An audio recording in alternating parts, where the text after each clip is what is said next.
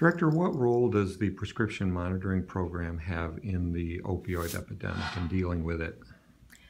It's it's a really important tool for the prevention, on the prevention side and for the opioid crisis.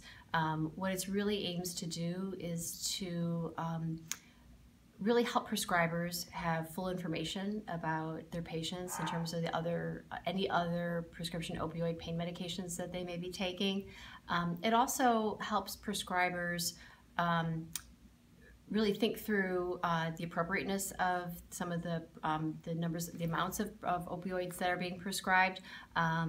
We know that if patients have lots of unused opioids that are hanging around in their homes, that those can be diverted and other family members might use them or misuse them. So some of it's just really wanting to give physicians a good information about what their patients are taking, and also for us to kind of really rethink each prescription opioid to make sure that it's really necessary and that it's really beneficial for that patient.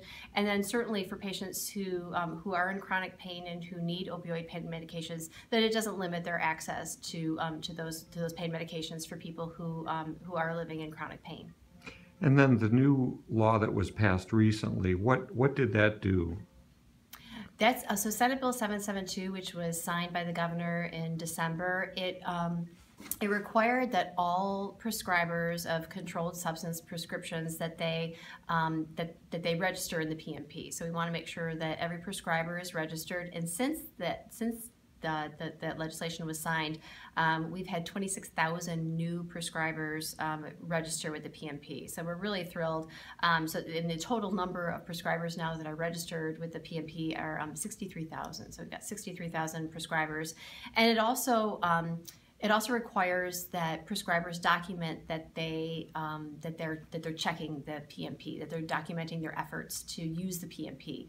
And we know that that's been really successful too, because in November of 2017 there was 1.2 million checks that physicians and other prescribers made to the PMP. In December of 2017, it was 2.2 million, and then in January of 18, it was 3.2 million. So we've seen just an explosion in terms of the usage of the PMP, which is really very gratifying for us, because we know that it's a really important tool, and that physicians and other prescribers are taking advantage of that tool.